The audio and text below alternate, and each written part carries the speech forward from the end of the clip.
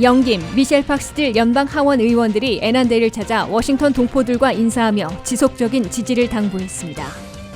문재인 대통령은 오늘 알링턴 국립묘지를 찾아 헌화하고 하원 지도부와 만나 한미동맹을 강조했습니다. 미 신규 실업수당 청구 건수가 지난주 44만 4천 건으로 팬데믹 이래 최저치를 또 갈아치웠습니다. 코로나 사태로 대학 졸업자들이 일자리를 찾지 못하고 있는 반면 일부 업종에서는 구인난을 겪고 있습니다. 워싱턴 DC가 소다세 도입을 추진하고 있는 가운데 찬반 논란이 팽팽하게 맞서고 있습니다. 시청자 여러분 안녕하십니까? 워싱턴 뉴스 투데이입니다.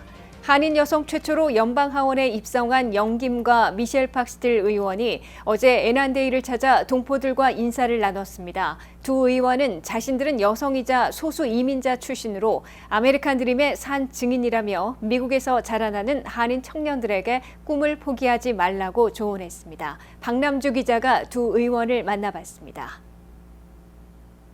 한인 여성 최초로 연방 하원 의원을 지내고 있는 영킴과 미셸 박스틸 의원이 버지니아 애넌데이를 찾아 한인 동포들과 인사를 나눴습니다. 두 의원은 특히 미국에서 자라고 있는 한인 젊은 세대에 대한 각별한 애정과 관심을 표했습니다. 영킴 의원은 자신은 여성이자 소수민족이며 이민자 출신이라며 자신이 아메리칸 드림의 산 증인인 만큼 기회가 오면 절대 놓치지 말라 조언했습니다. If there is an opportunity, just grab it. You need to take that leap of faith. Don't ever think that because we're women, immigrant, minority, that we're limited in what we can do. Look, we're immigrants. I'm a mother of 4. So don't give up. Winners don't quit. Quitters don't win. Right? 특히 미셸 박스틸 의원은 일본에서 자란 한국계 미국인으로서 영어가 제3 언어인 자신도 이뤄낸 정치인의 꿈을 미국에서 자란 젊은 한인 세대가 못할 리 없다면서 꿈꾸는 청년이 되라 목소리를 높였습니다. You have a chance and you're ready to do it. Just do it. I always tell younger generations that I did it. I was born in Korea, raised in Japan. So English is my third language. Think about that as a first generation. That who can get elected? I think you guys can do much better. 두 의원은 한인 동포 사회에 지지가 없었다면 미국 의회에 진출할 기회도 없었을 것이라며 감사의 말도 잊지 않았습니다. 이번 행사를 주최한 버지니아 한인공화당 회장 크리스티나 신 변호사는 두 의원이 한인 사회의 문제를 미 정치권에 전달하는 중요한 역할을 하고 있는 만큼 한인 사회의 지속적인 후원과 지지가 필요하다 강조했습니다.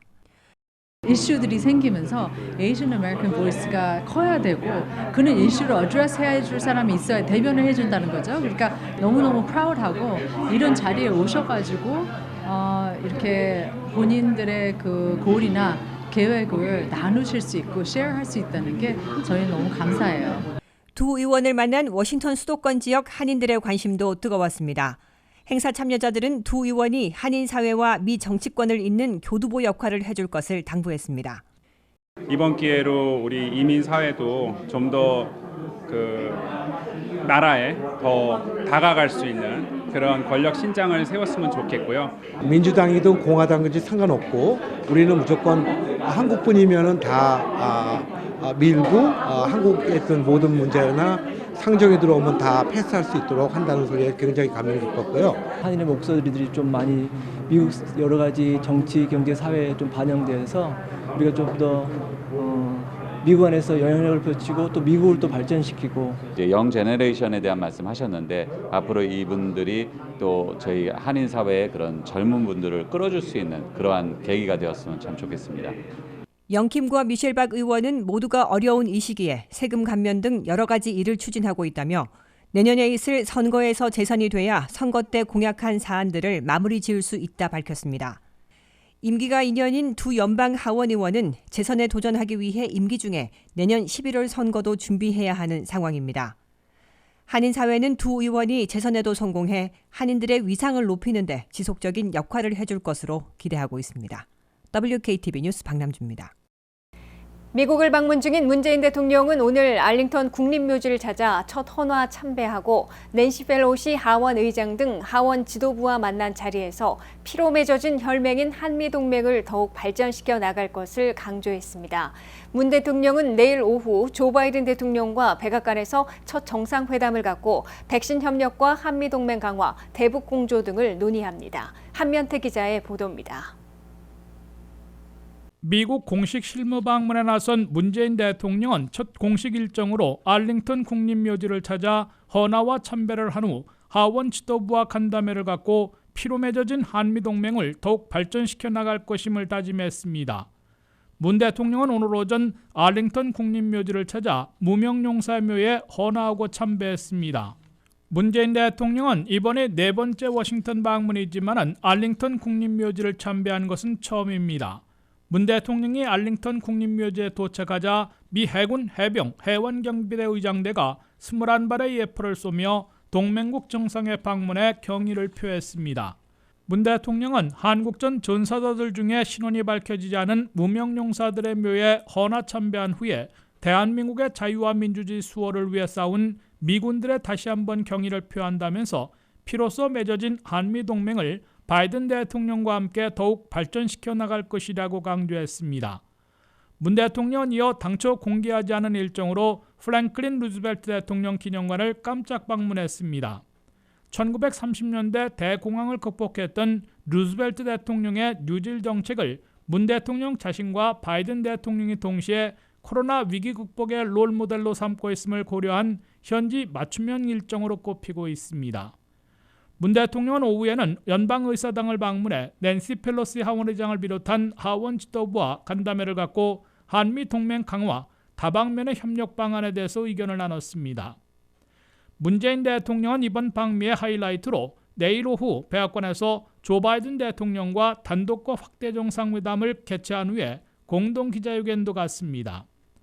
문 대통령과 바이든 대통령의 첫 정상회담에선 특히 백신 수급을 위한 미국과의 백신 파트너십이 주요 의제로 꼽히고 있어 한국이 얼마나 미국의 협력을 얻어낼지 주목되고 있습니다. 바이든 대통령이 최근 발표한 6월 말까지 백신 8천만 도스의 외국 수출에서 한국에 얼마나 할당할지 원료 공급과 위탁 생산으로 한국이 백신 생산의 글로벌 허브가 되도록 협력할지 결정될 것으로 보여 주시되고 있습니다.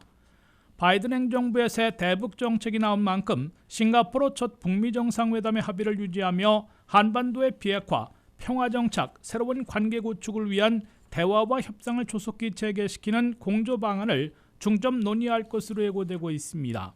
정상회담 이래 바이든 대통령은 이례적으로 문 대통령까지 지켜보는 가운데 한국전 참전용사인 래프 퍼키 주니어 퇴역 대령에게 미국 최고 무공훈장인 명예훈장을 수여키로 해서 피해 혈맹으로 지켜낸 한미동맹의 의미를 부각시킬 것으로 보입니다. 문 대통령도 백악관 일정이 끝나면 워싱턴 소재 한국전쟁 기념공원에 건립되는 한국전 전사자 추모의 벽 착공식에 참석합니다. 추모의 벽에는 한국전에서 희생된 미군 36,574명과 미군 배속 한국군 카투사 전사자 7천여 명의 이름이 새겨집니다. WKTV 뉴스 안면택입니다.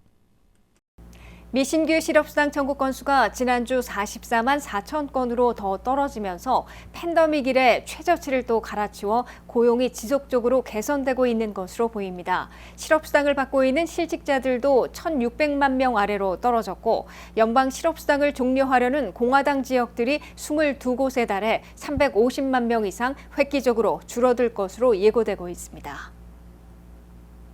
미국 경제에서 가장 더디게 회복된다는 일자리 고용이 가속도까지는 아니더라도 지속적인 개선 트렌드를 유지하고 있습니다. 미 전역에서 새로 신청한 신규 실업수당 청구 건수는 지난주 44만 4천 건으로 연방노동부가 발표했습니다. 이는 전주 47만 8천 건에서 3만 4천 건 더 줄어든 것입니다.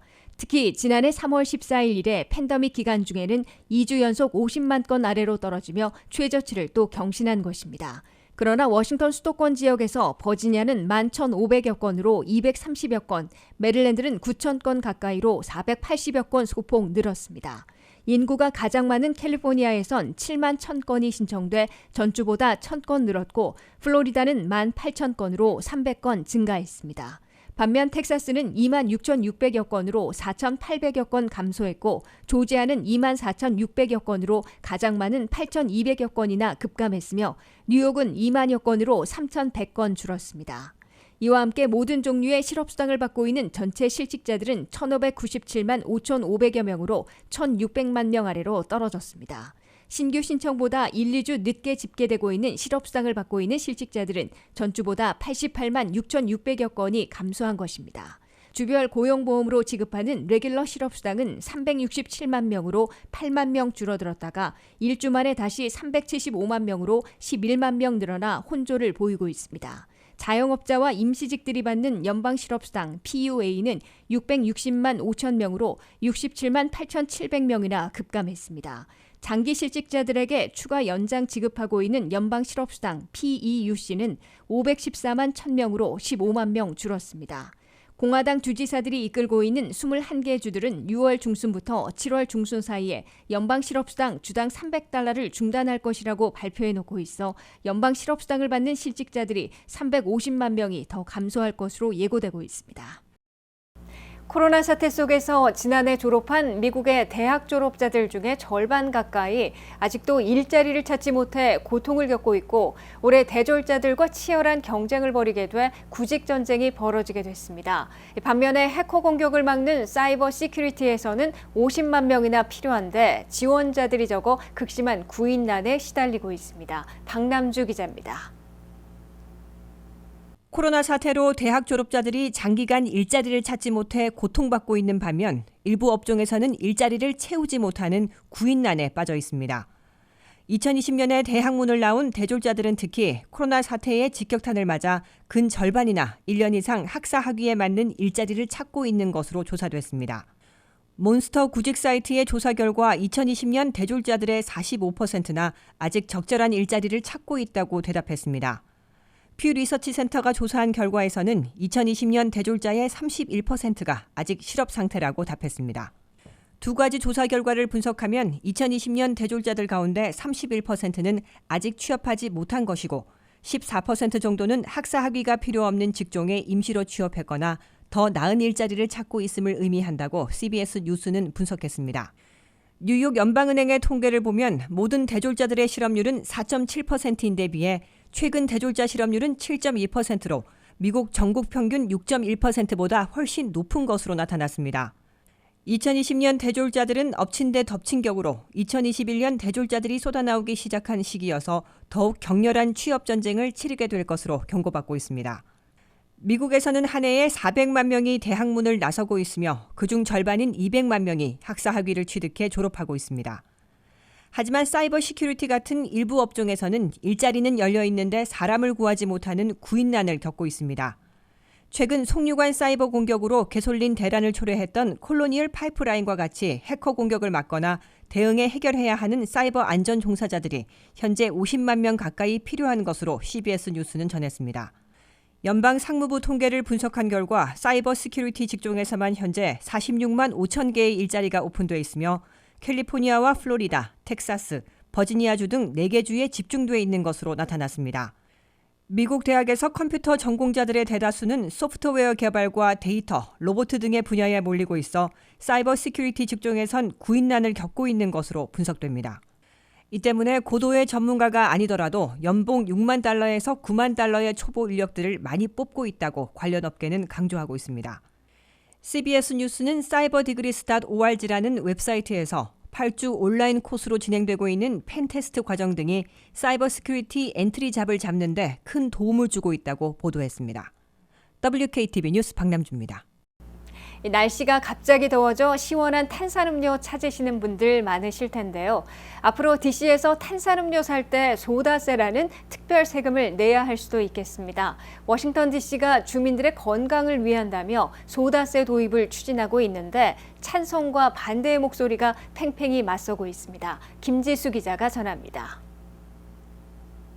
워싱턴 DC가 주민들이 마시는 탄산음료에 일명 소다세를 부과하는 문제를 놓고 7시간의 긴 청문회를 열었습니다. 소다세란 탄산음료와 에너지음료, 스포츠음료와 같이 설탕이 많이 들어간 음료에 세금을 부과하는 법입니다. DC는 이런 음료에 온스당 15센트의 소비세를 부과하는 법안을 추진 중입니다.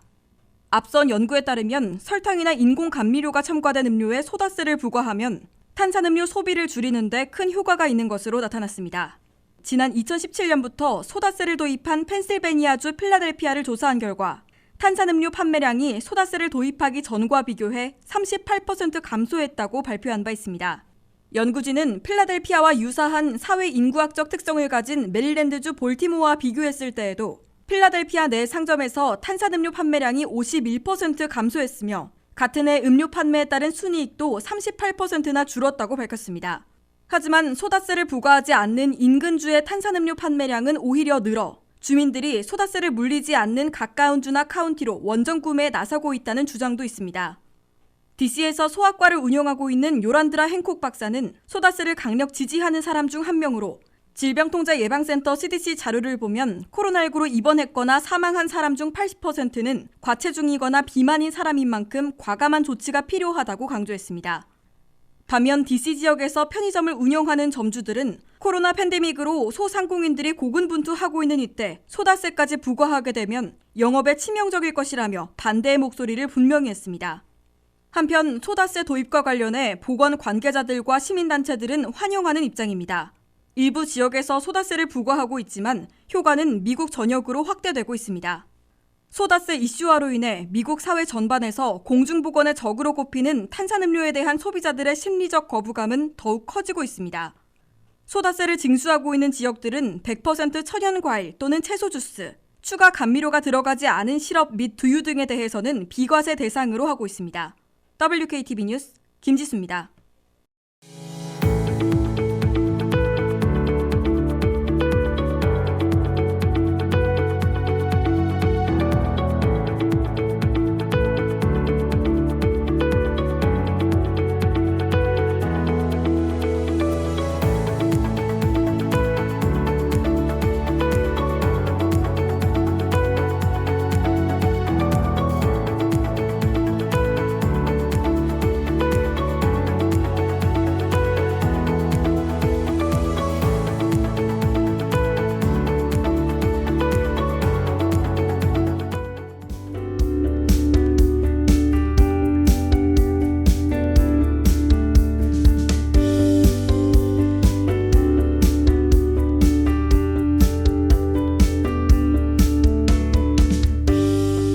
이상으로 워싱턴 뉴스투데이를 마치겠습니다. 시청해주신 여러분 고맙습니다.